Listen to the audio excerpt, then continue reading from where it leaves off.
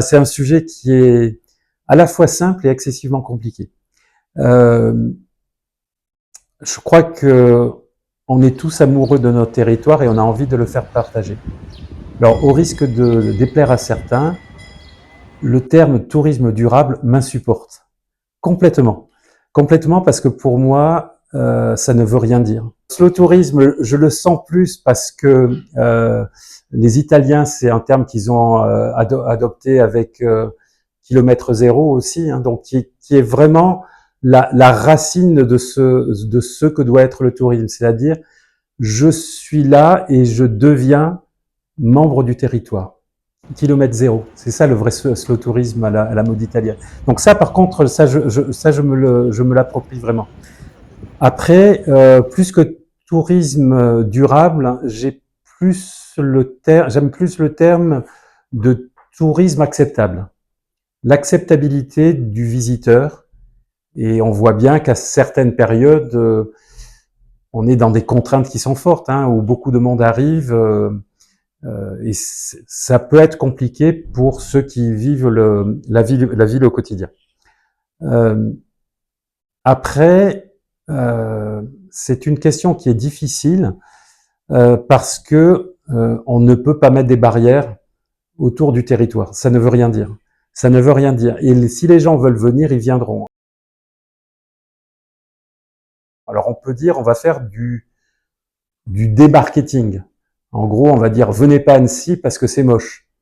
Il y a eu un certain nombre de reportages à la télé sur le surtourisme et sur Annecy, sur certaines stations de Méditerranée, sur la côte atlantique, que ça soit La Rochelle, que ça soit Saint-Malo. Est-ce que pour ça, il y a eu moins de touristes? La réponse est non.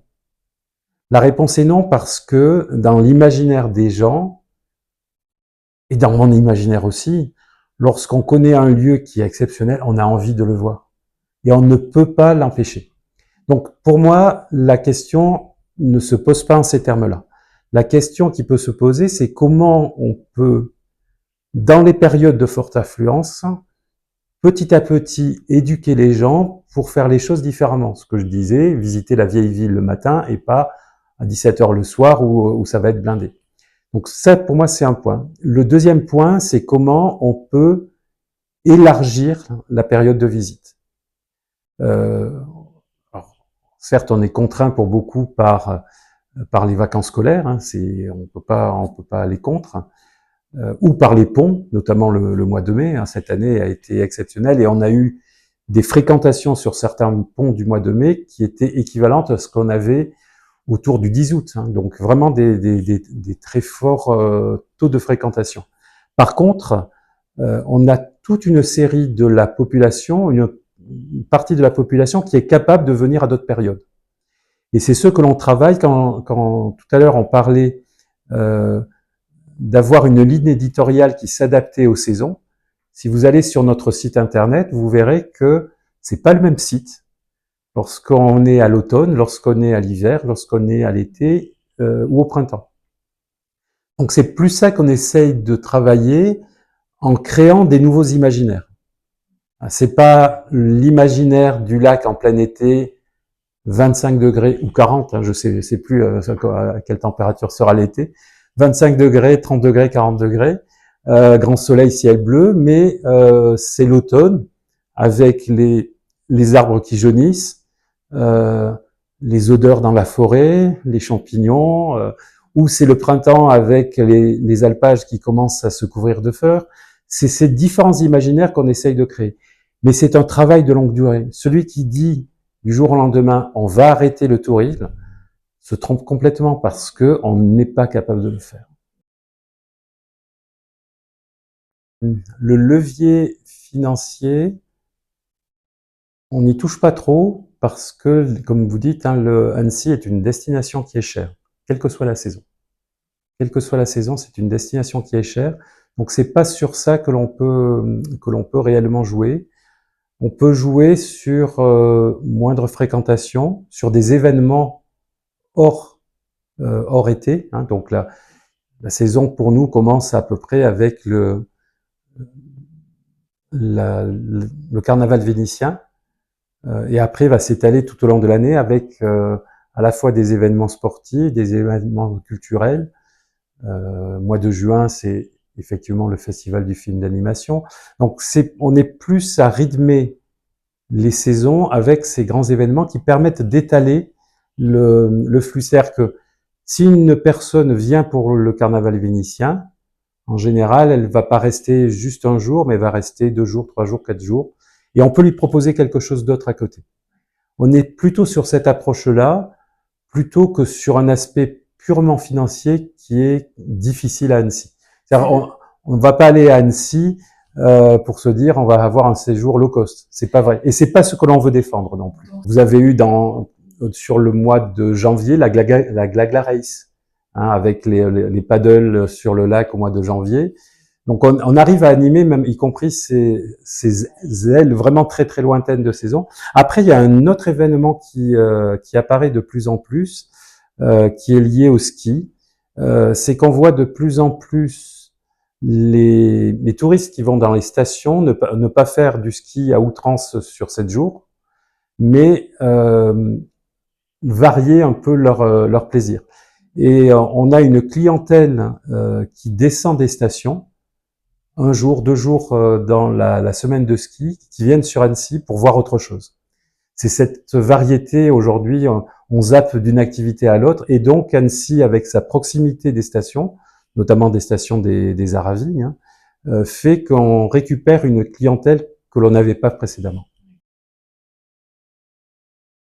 Ce que l'on voit de plus en plus, c'est un besoin d'authenticité qui est de plus en plus fort.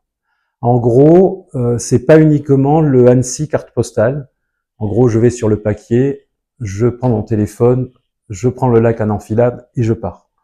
On est beaucoup plus et de plus en plus sur une approche de dire je suis là, mais je veux avoir quelque chose que personne d'autre ne va voir. Et donc rechercher des activités, des lieux qui ne sont pas les lieux que tout le monde va voir. Alors ça va changer au fur et à mesure, mais ce besoin d'authenticité, c'est quelque chose qu'on ressent de plus en plus, au-delà, on va dire, du tourisme de consommation classique, où j'arrive, je fais ma photo et je pars ailleurs. Donc le terme de slow tourisme qu'on peut avoir, c'est quelque chose qui, pour moi, est une tendance de fond et qui est une tendance lourde. Hein. Par contre, il faut que nos territoires s'adaptent à cela.